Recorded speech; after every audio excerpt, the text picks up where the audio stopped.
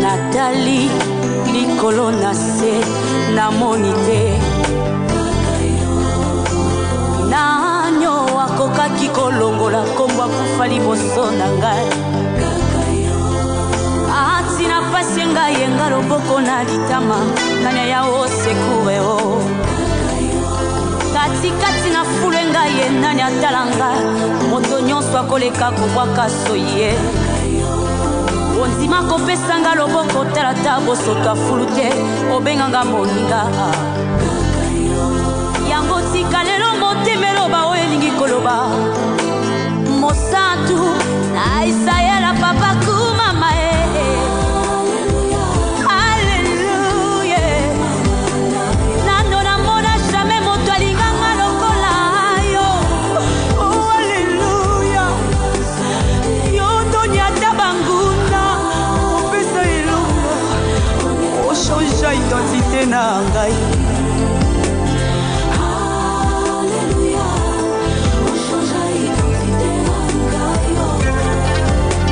tobenganga pembelo loba moninga yoka moto te ayepa na yo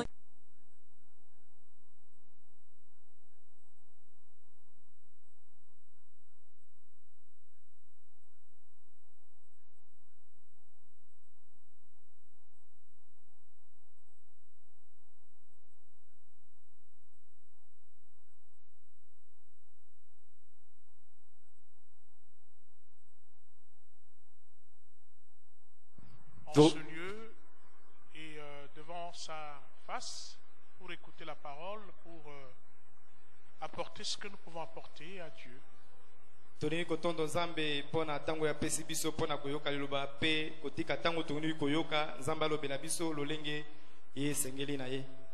Nous venons te rendre grâce, Père, et nous venons te confier la parole que nous allons parler tout à l'heure. Et nous remettons tout un chacun entre ta main.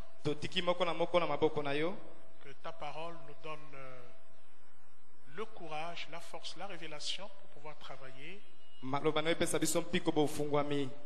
et amener les âmes à toi. Nous avons ainsi prié au nom de Jésus-Christ. Amen. Amen. Bien-aimés, nous pouvons nous asseoir.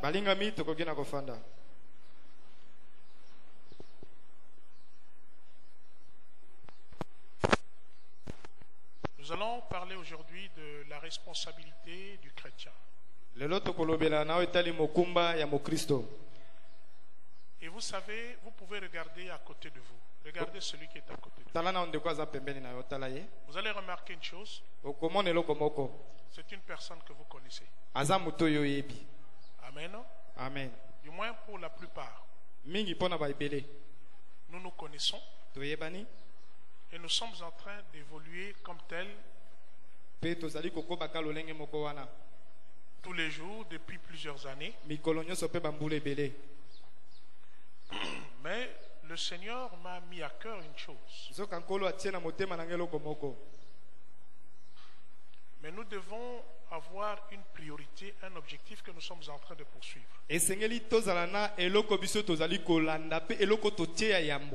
Et que nous devons canaliser tous nos efforts pour atteindre cet objectif. Et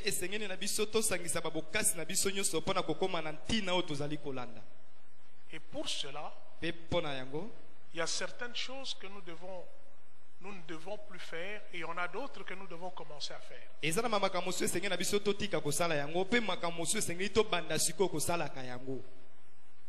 La première chose, tu dois te dire que j'ai suffisamment reçu la parole de Dieu en ce lieu.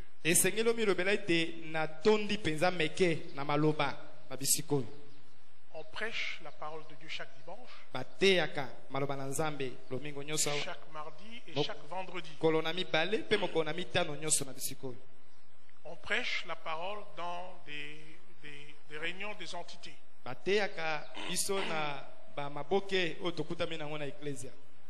Mais maintenant, tu dois te poser la question. Qu'est-ce que je fais en matière d'évangélisation? Quelle est ma contribution pour l'évangélisation? Est-ce que l'évangélisation est entrée dans mes priorités? Quand je fais mon programme, que ce soit en matière de prière, est-ce que je place l'évangélisation dans la priorité des choses que moi j'ai choisi à présenter devant Dieu?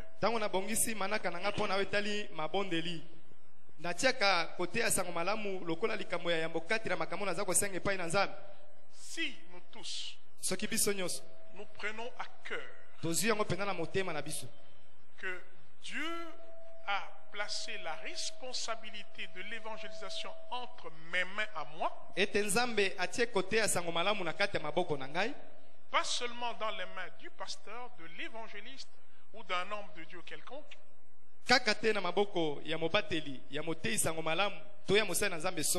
mais entre mes mains. C'est moi qui suis responsable de l'évangélisation du monde. C'est moi qui vais aborder en tel et en tel, lui présenter la parole de Dieu pour qu'il accepte le Seigneur.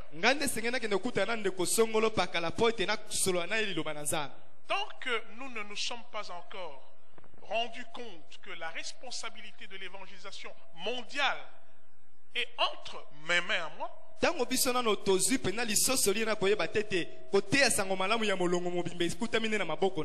nous allons toujours nous comporter comme des chrétiens qui vont à l'église pour qu'ils soient bénis, pour qu'ils soient guéris, pour qu'ils se marient, pour que Dieu fasse des choses sur eux dans leur vie.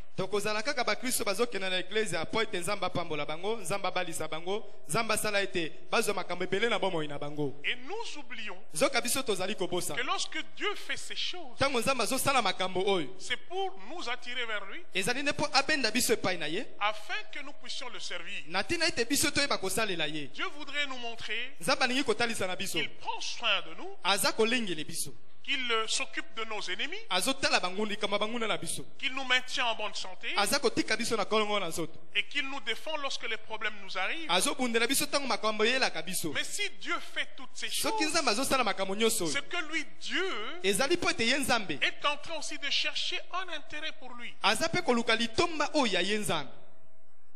N'oublions pas que nous sommes ici dans une sorte là de contrat qui doit être gagnant-gagnant.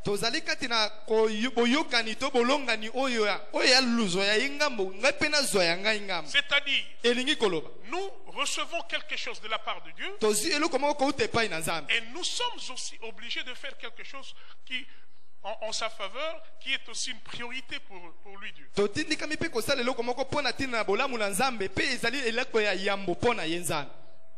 Les enfants de Dieu ne veulent plus entendre parler de leurs responsabilités et de leurs devoirs. Mais ils sont prêts toujours à recevoir ce que Dieu envisage de faire pour eux. Mais Dieu a des priorités. Dieu a des besoins. Dieu a des inquiétudes. Je ne sais pas si vous êtes en train de vous rendre compte que la responsabilité de l'évangélisation n'a pas été cédée, n'a pas été donnée aux anges.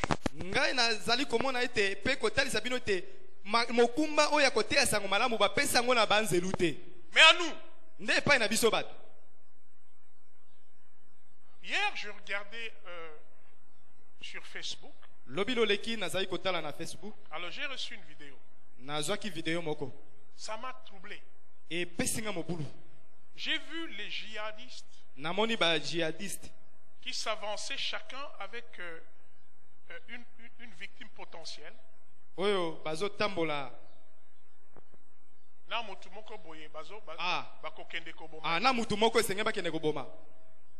Alors, il y avait un endroit où ma baïonnette est belée dans un pot comme ça. Et ils s'avançaient chacun avec la victime. Victime Azaki Boy.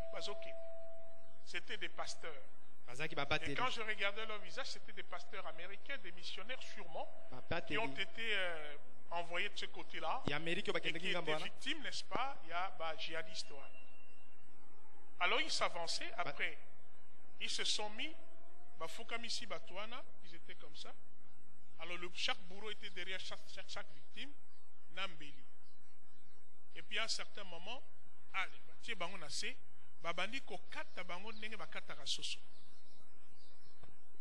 et le sang coulait. Cette image m'a hanté toute la nuit. J'ai demandé à Dieu, pourquoi tu permets de telles choses? Et Dieu m'a dit, tu as entendu parler des martyrs. Ce sont des martyrs. Ça n'a pas commencé aujourd'hui. Et ça ne prendra pas fin non plus aujourd'hui. Il y a des personnes qui ont donné leur vie à cause de mon nom. À partir du début de l'ère chrétienne, on a arrêté des gens, on les a crucifiés, on les a donnés en pâture aux animaux, n'est-ce pas, carnassiers. On les a brûlés, on les a sciés, on les a torturés à cause de mon nom. Alléluia. Amen. Nous n'avons pas connu ça, nous, ici. Et en ce moment-là, ni la haine, ni la violence, ni quoi que ce soit ne constitue un remède.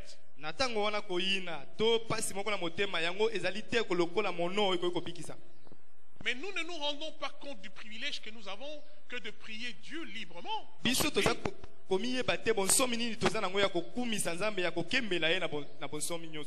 Ainsi, nous nous comportons comme des enfants gâtés qui viennent pour écouter encore des messages et des messages, mais qui ne sont pas prêts à prendre leurs responsabilités en matière d'évangélisation. Le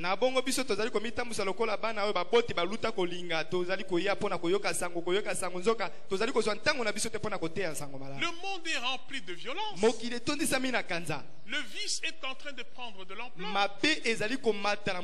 Le mal augmente davantage.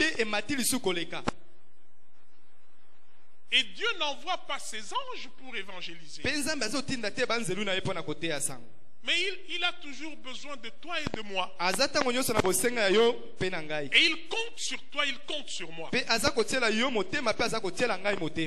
il a investi en toi, il a investi en moi. Maintenant, quand nous faisons l'inventaire de tout ce que Dieu met à notre disposition pour l'évangélisation, le premier facteur qui peut permettre à ce qu'il y ait évangélisation et qu'il y ait croissance, c'est d'abord et avant tout le Saint-Esprit. Le Saint-Esprit. Que quelqu'un dise Saint-Esprit. Vous savez, nous avons beaucoup parlé du Saint-Esprit. Mais j'aimerais te répéter ce matin que la place du Saint-Esprit, c'est en toi. La place du Saint-Esprit, c'est en toi. Il faut qu'il soit non pas dans ta bouche, en dehors, mais en toi. Le premier équipement dont nous avons besoin, c'est d'abord le Saint-Esprit en nous. C'est la priorité des priorités. Parce que le Seigneur a dit, je ne vous laisse pas orphelins, mais je vous laisse avec le Saint-Esprit. Il doit être en nous. Il y a une différence entre la présence du Saint-Esprit et la plénitude du Saint-Esprit. Vous savez que les apôtres allaient prêcher et il y avait des miracles. Mais ils prêchaient sous la grâce de leur Seigneur. Parce que Jésus lui-même les précédait, opérait ces miracles-là. Mais un jour, Jésus a dit, je ne serai plus avec vous physiquement. Mais le Saint-Esprit viendra. Et il demeurera avec vous en permanence. Et lorsque le Saint-Esprit vint, les choses avaient changé de dimension, de grandeur et d'importance et de profondeur. Vous savez que nous sommes faibles parce que nous ne recherchons pas le Saint-Esprit. Nous réfléchissons avec notre intelligence, avec notre force physique, alors que les choses de Dieu doivent se faire à la manière de Dieu.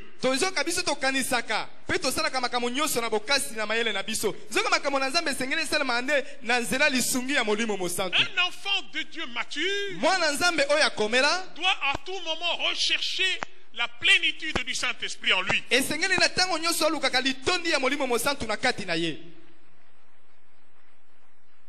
La plénitude du Saint-Esprit. C'est ce qui va permettre à ce que nous prenions conscience des besoins de Dieu.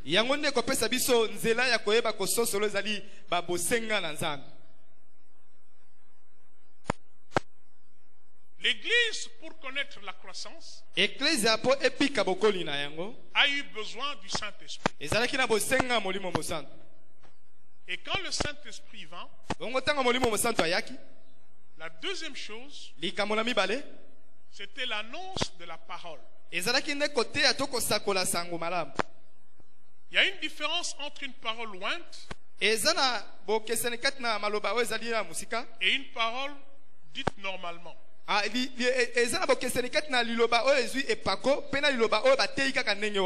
Lorsque nous parlons de l'évangélisation,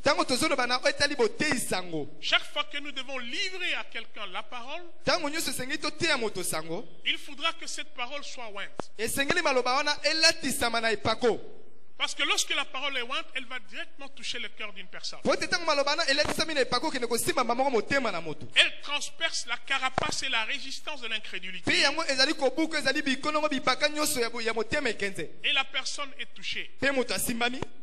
Même si ces paroles sont peu nombreuses, mais lorsqu'elle est ointe, ça touche la personne. Et la personne sent que ce que tu lui as dit, c'est une vérité. Et même quand tu n'es pas là, le Saint-Esprit fait écho de cette parole qu'il a prononcée avec puissance.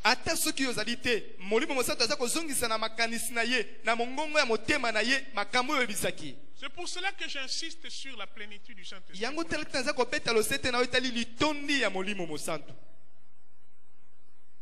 Pierre a parlé ce jour-là.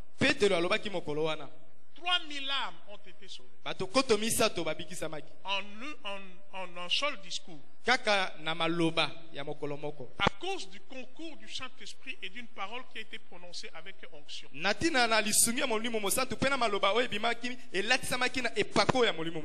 devons rechercher le Saint-Esprit bien-aimé. La croissance de Bethel, c'était dû à cette recherche permanente du Saint-Esprit. Nous cherchions toujours le Saint-Esprit. Et nous voulions que ce soit la volonté de Dieu qui s'accomplisse. Nous ne voulions pas diriger avec notre propre intelligence, avec une organisation, une structure assez sophistiquée. Mais là où il n'y a pas le Saint-Esprit, quand bien même votre organisation est sophistiquée, elle ne donnera pas de fruits.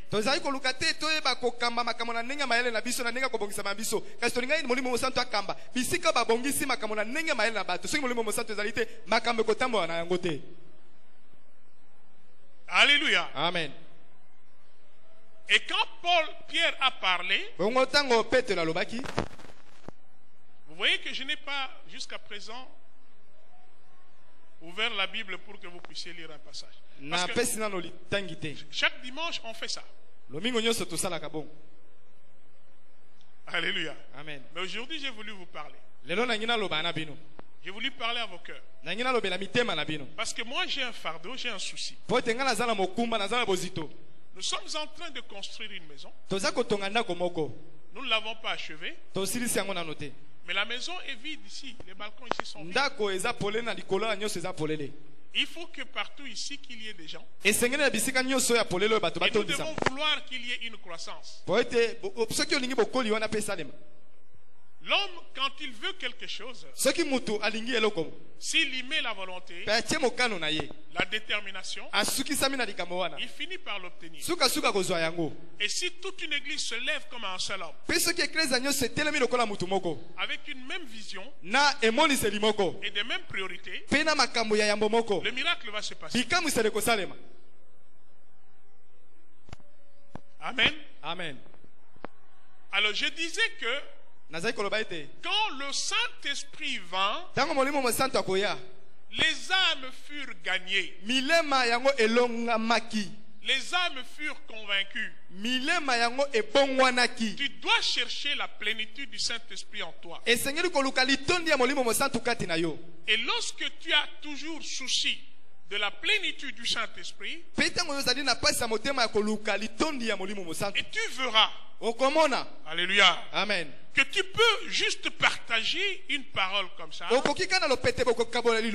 mais la personne semble touchée. Tu ne fais plus des efforts énormes physiques pour pouvoir amener quelqu'un à Christ. Mais tu sens que Dieu est avec toi. Et que Dieu est en train de te booster à faire quelque chose. Alléluia. Amen. Amen. Amen.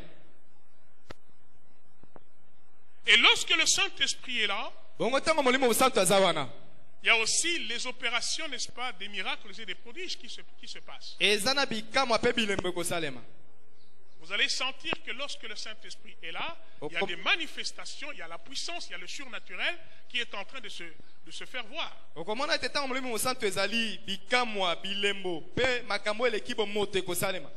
Pas des miracles comme ça fabriqués, non. Mais ça se fait spontanément. Vous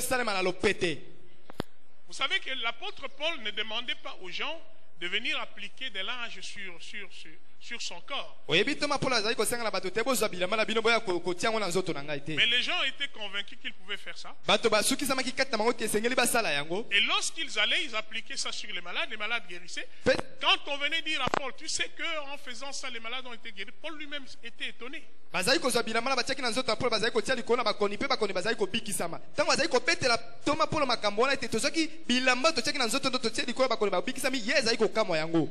Parce que ça devient des opérations où toi-même tu n'interviens pas, mais tu sens que Dieu est en train de le faire en dehors même de ta propre volonté.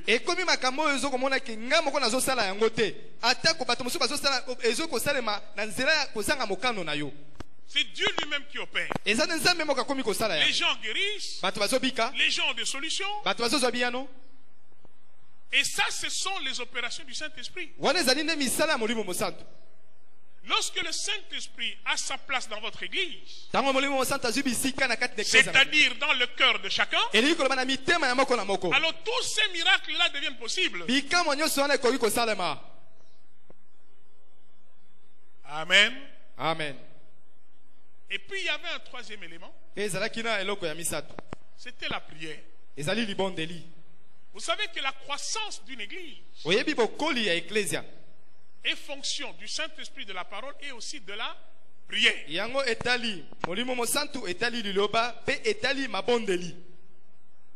Bien aimé, dans les églises comme nous sommes ici, il y a beaucoup de forces contraires qui empêchent la croissance, le décollage, le démarrage.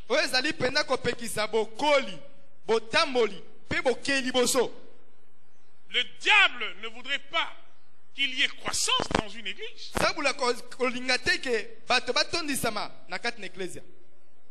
Le diable va vous dire, bon, déjà comme vous êtes là, c'est bien, ça va comme ça. Est-ce que vous voulez encore? Vous êtes déjà bien là, non?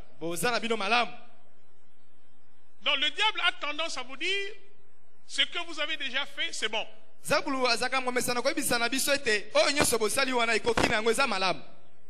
Mais ce n'est pas ça la volonté de Dieu. Dieu veut que tout le monde, toutes les ethnies deviennent ses disciples. Cela veut dire, premier culte, plein. Deuxième culte, plein. Troisième culte, plein. Quatrième culte, ça c'est ce que Dieu veut. Alléluia. Amen. Mais nous disons, bon, au monde ça suffit comme ça. C'est pas ce que Dieu veut. Alors, les diables, il a miné toutes nos églises ici que vous voyez. Il a des agents qui chaque nuit ici sont en train de prier pour qu'il n'y ait pas croissance. Il a des agents qui vont vous distraire avec des choses inutiles. Si vous poursuivez, on a redit. Et puis quand vous voulez chercher qui a dit ça, il ne se voit pas.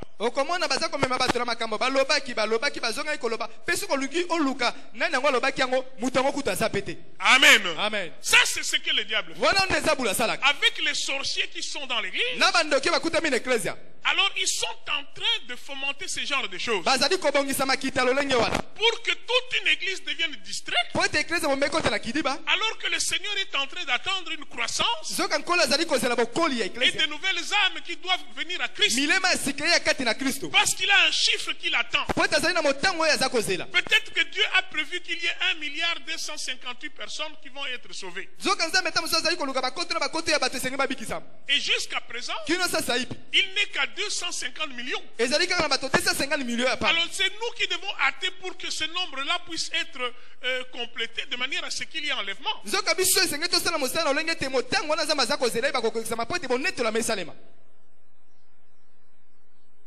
Vous êtes avec moi? Oh, nous sommes malades.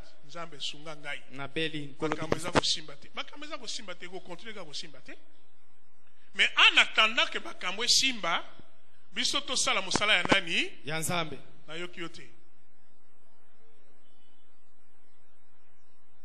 Voilà, c'est ça.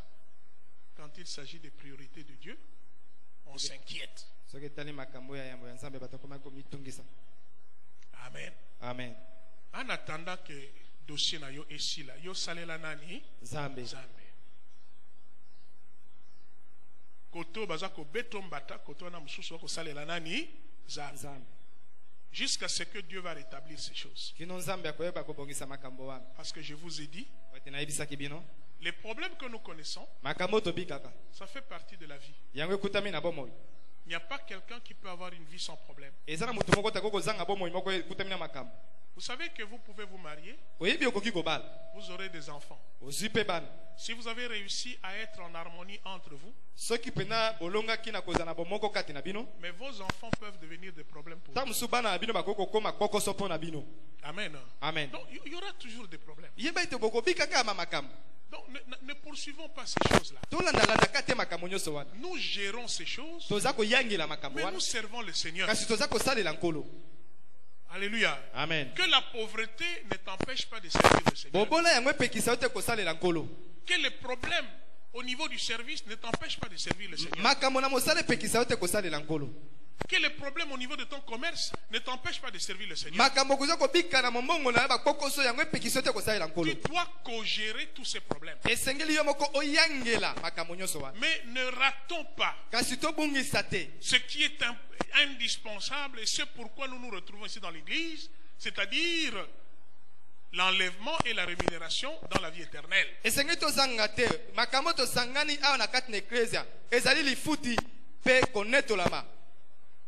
Amen. Amen. Bien-aimés dans le Seigneur, nous avons vu combien le Saint-Esprit joue un rôle dans la croissance de l'Église.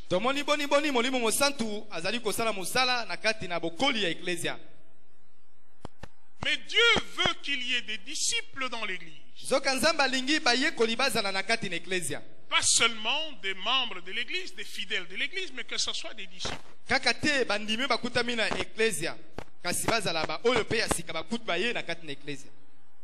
Et c'est pour cela que tu dois t'efforcer de ne pas rester au niveau simplement de l'enfant de Dieu, mais que tu dois devenir un disciple de Jésus.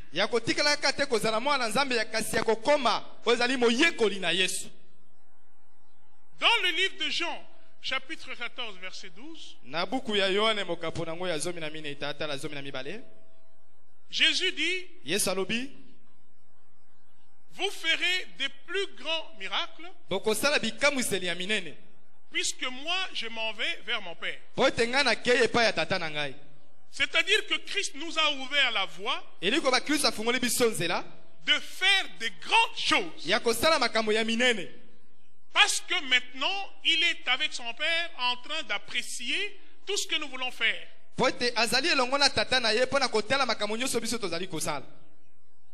Alléluia. Amen. Dieu nous a donné la porte de faire des choses plus grandes.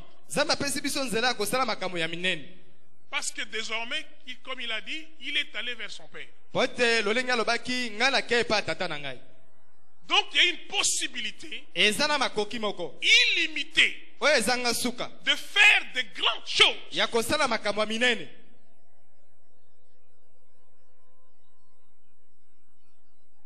Nous ne pouvons le faire que lorsque nous nous mettons dans la peau du disciple. Parce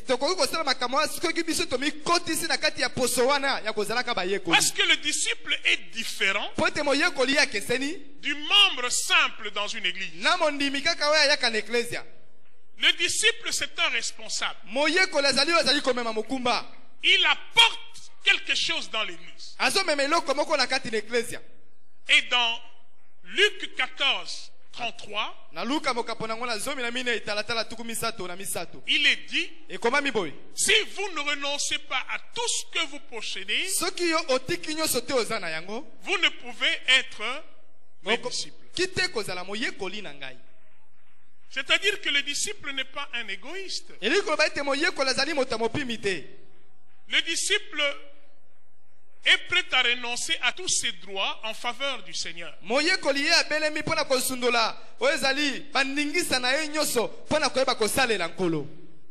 C'est quelqu'un qui sait se sacrifier pour l'œuvre.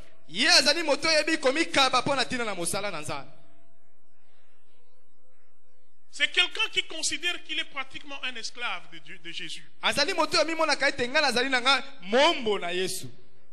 Et qu'il est là pour travailler afin que le royaume de Dieu puisse aller de l'avant. Dans l'église, tout le monde n'est pas disciple. Tout le monde n'est pas prêt à faire des sacrifices. Tout le monde n'est pas prêt à concéder. Quand tu es disciple, tu n'as plus le temps pour toi-même, tu as le temps seulement pour le Seigneur. Tu ne gères que le temps que Dieu peut te laisser gérer.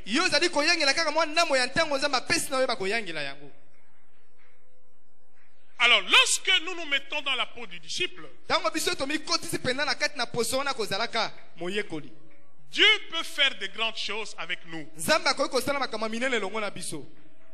Nous disons Amen. Amen. Qui croit que Dieu peut faire de grandes choses avec nous? Amen. Amen. Ok, je vous le concède. Maintenant, comment pouvons-nous faire de grandes choses avec Dieu? La fois passée, j'ai commencé par vous dire, vous devez changer la manière dont vous-même vous considérez. Parce que la manière dont tu te considères n'est pas forcément celle que Dieu est en train de te considérer. Il y a des gens qui sont prisonniers de leurs problèmes. Ça peut être une maladie, ça peut être une préoccupation financière, Ça peut être une préoccupation professionnelle, ça peut être une responsabilité familiale.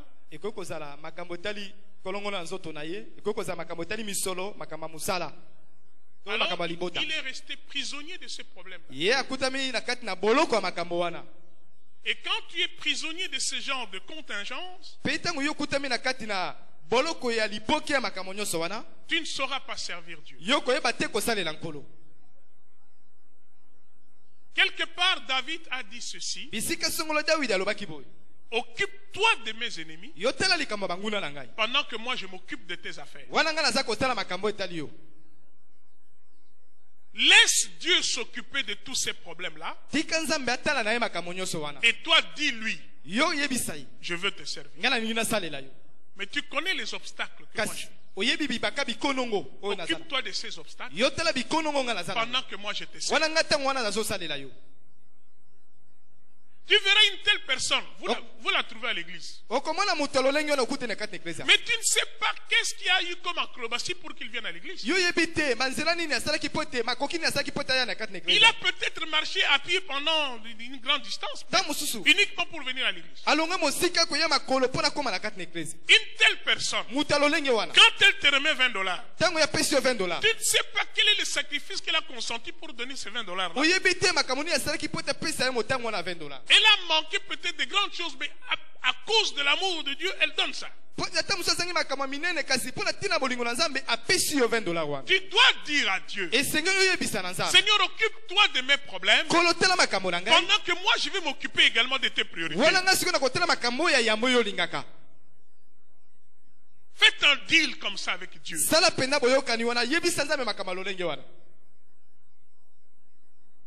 Alléluia. Amen. Bien-aimé dans le Seigneur, tu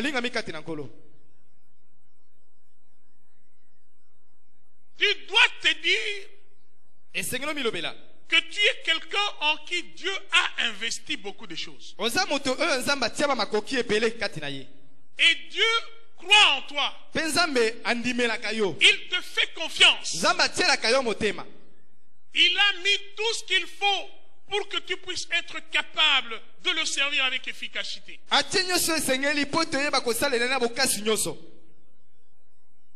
Mais si toi tu te considères comme rien, comme étant quelqu'un qui a toujours des problèmes, quand quelqu'un t'approche, il est toujours en train d'écouter tes problèmes, en ce moment-là les problèmes prendront le dessus et vont obscurcir tout ce que tu pouvais faire de merveilleux avec Dieu.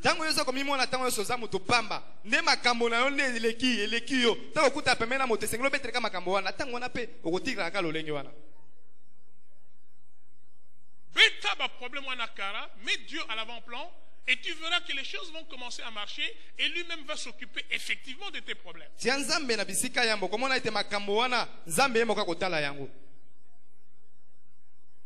Amen. Amen. Vous savez, pour que un miracle se fasse, pour qu'il y ait un réveil, il faut également un changement de mentalité.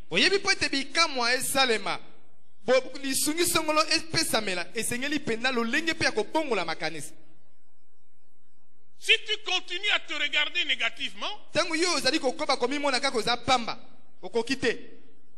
tu vas plaire au diable. Mais tu vas décevoir le Seigneur qui a placé en toi toute la confiance et il se dit: jusqu'à présent, il ne t'a pas enlevé de la terre. Il n'a pas retiré son souffle. Il t'a maintenu en vie. C'est pour quelque chose. C'est pour une mission qu'il attend de toi. Regarde un peu les choses comme ça. Pas seulement pour qu'il te laisse achever ta maison, mais c'est parce que Dieu a besoin que toi tu puisses faire quelque chose qui fasse avancer son royaume.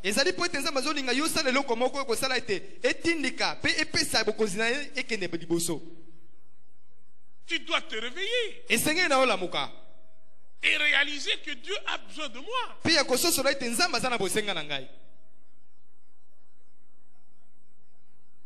Amen. Amen. Alors, bien-aimés dans le Seigneur, nous ici, par exemple, à Lemba, nous nous sommes engagés dans l'évangélisation et la construction, du moins l'achèvement de ce temple.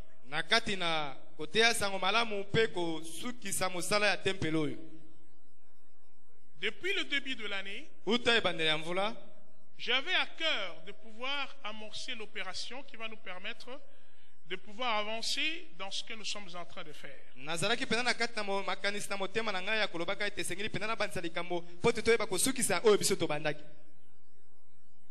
Ne soyons pas des spécialistes des travaux inachevés.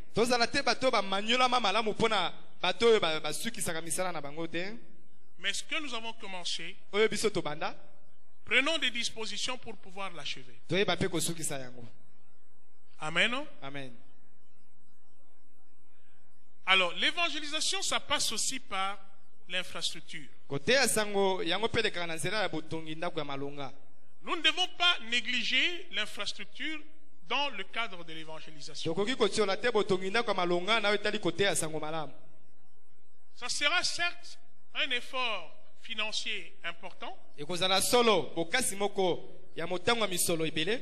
mais nous ne savons pas quels sont les résultats qui peuvent venir. Moi, je suis très sûr que lorsqu'il y a une bonne infrastructure, il y a aussi certaines personnes qui sont attirées par l'infrastructure.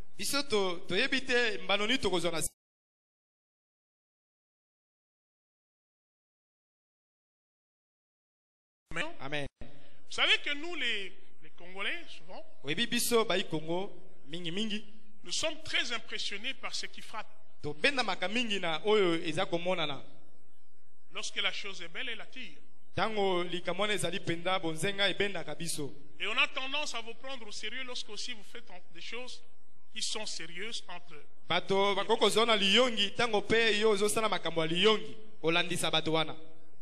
Amen. Amen. Alors, nous avons déjà fait du chemin, mais nous ne devons pas nous arrêter en cours de route. Je lisais le livre de Néhémie.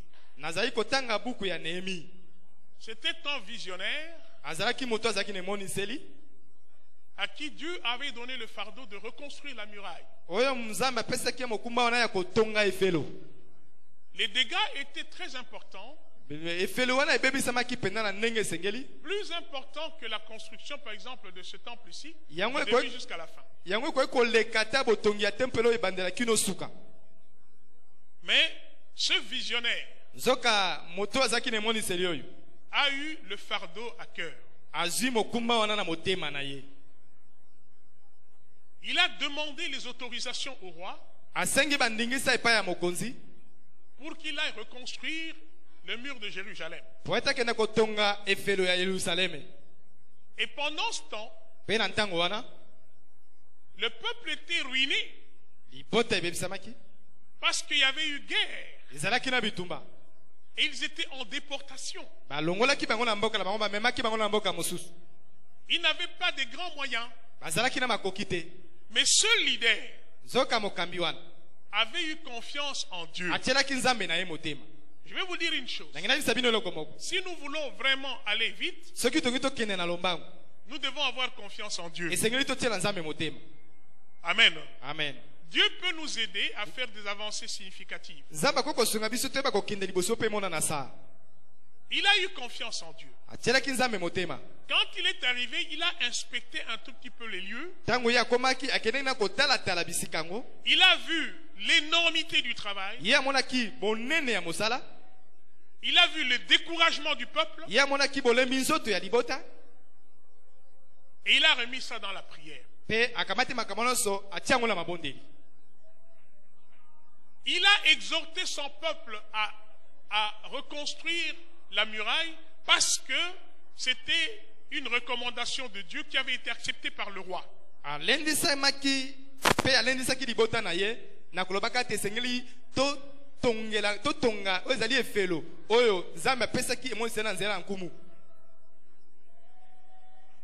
Mais il a eu aussi beaucoup d'opposition.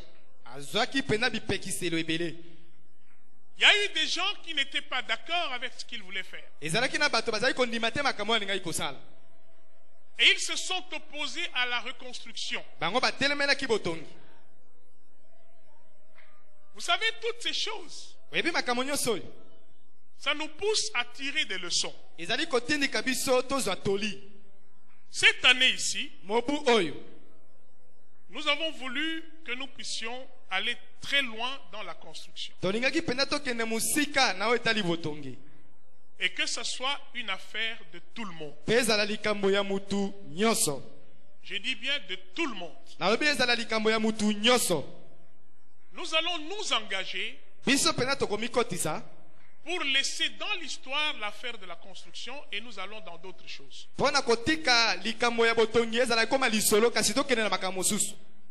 Et lorsque nous sommes tous debout comme un seul homme, nous pourrons effectivement parvenir à achever ce que nous avons commencé.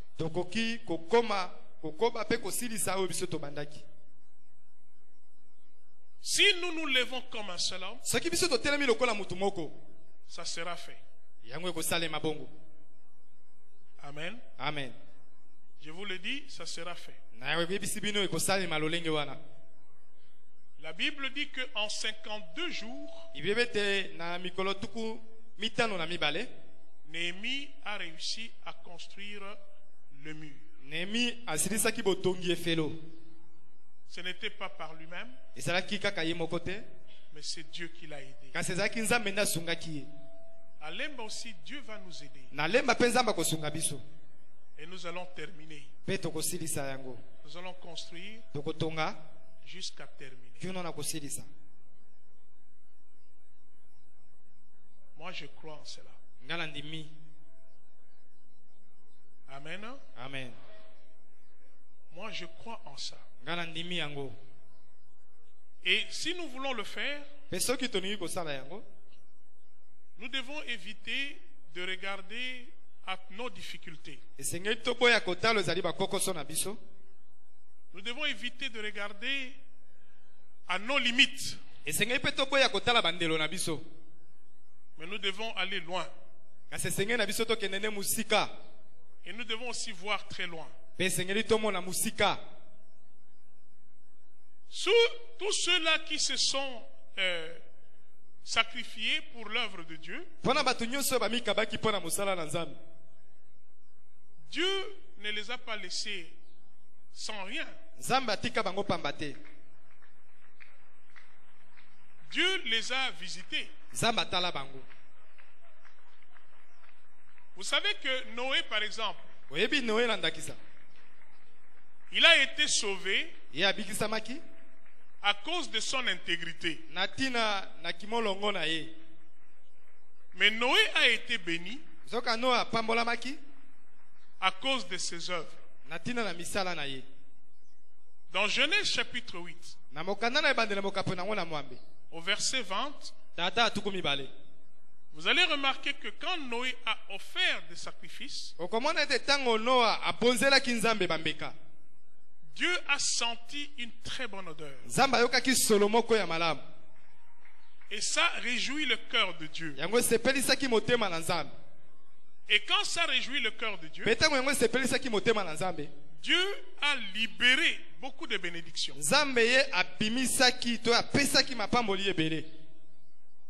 Amen. Amen. Il a libéré beaucoup de bénédictions.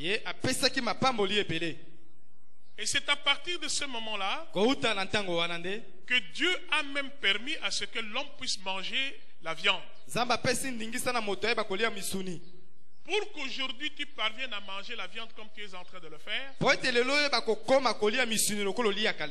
il a fallu que Noé offre des sacrifices qui ont été agréables à Dieu. Parce qu'avant tout ce temps-là, l'homme ne mangeait que des légumes. La salade, matembele, bunda et consort. Amen. Amen. Les pointes noires, pondou, c'est ce que l'homme mangeait. Mais lorsque Noé a offert des sacrifices. L'Éternel sentit une bonne odeur. Alors il a dit, je ne vais plus détruire l'homme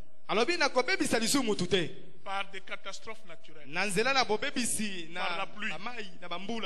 Je ne vais plus détruire l'homme. Ensuite, Dieu a béni encore la famille de Noé. Parce que si nous disons que nous venons d'Adam, mais la répartition dans le monde entier, ça vient de la famille de Noé. Ce que nous sommes actuellement, c'est le résultat, n'est-ce pas, de la progéniture de Noé. Et ça, c'est parce que Noé a offert des sacrifices agréables à Dieu. Et puis Dieu a dit, il y aura toujours de la semence. La semence sera toujours là. Dieu ne va pas priver la terre de la semence à cause des sacrifices de Noé. Amen. Amen. Nous voyons également le roi Ézéchias, à qui Dieu a dit, donne les ordres à ta maison parce que tu vas mourir.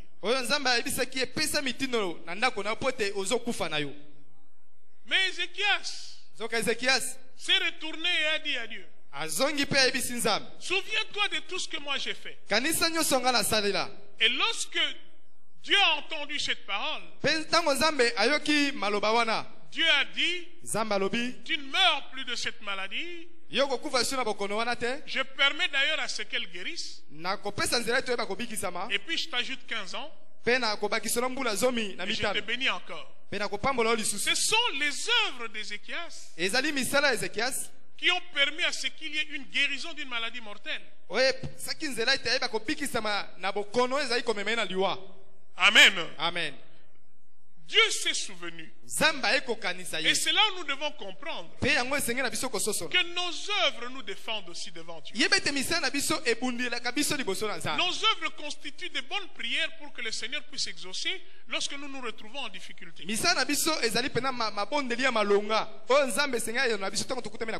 Ainsi, quelque part, il est dit, ne nous lassons jamais de faire le bien. Ça nous témoigne devant Dieu. Lorsque tu es sans œuvre, tu es sans force dans la prière, tu es sans argument dans la prière. Mais lorsque tu t'entoures des œuvres, quand tes mots manquent, quand tu n'as pas la force physique pour le faire, tu demandes seulement à Dieu, souviens-toi de mes œuvres. Et le Seigneur se souviendra. Amen. Amen. Nous avons aussi. Oh, il est temps. Amen. Amen. Pour terminer, nous avons vu également le roi David. Dans 1 Chronique 17. Alors ici, ce qui est remarquable, c'est le fait que le roi David n'a eu que l'intention de construire le temple. Il a dit, moi j'habite une maison, tandis que l'arche de l'Éternel est sous le temple. J'aimerais construire. Lorsqu'il a eu cette idée, alors Dieu a envoyé le prophète. Dites à David, ce n'est pas lui qui va construire le temple, mais c'est son fils. Néanmoins, du fait qu'il a pensé à cela, je le bénirai. Il y aura toujours un descendant qui sera sur le trône. Dieu a béni de génération en génération parce que quelqu'un a eu l'intention de construire le temple. Je ne sais pas si vous réalisez que ce que nous faisons pour Dieu à une certaine échelle a des conséquences positives pour toute une génération. Et c'est pour cela que jusqu'aujourd'hui, il y a toujours un roi sur le trône de David. Et Christ qui est issu, n'est-ce pas, de David, est le roi qui règne éternellement. Sur le plan de la lignée biologique, Christ descend et du côté paternel et du côté maternel de David.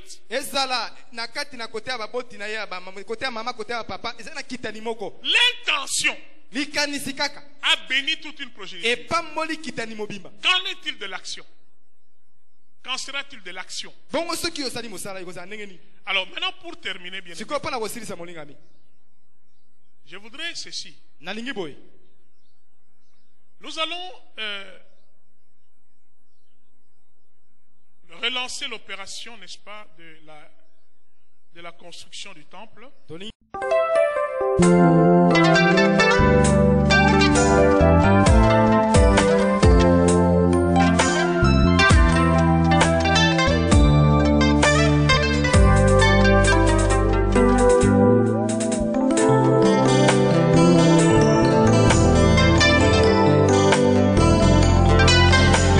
Nathalie likolo na se na monite nanyo akokaki kolongola kombo akufa liboso na ngai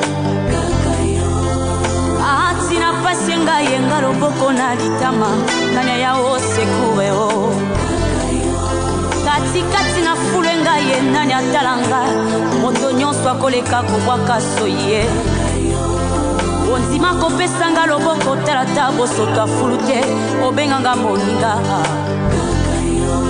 yango tika lelo motemelo baoyo elingi koloba mosantu na Isayela papa kumama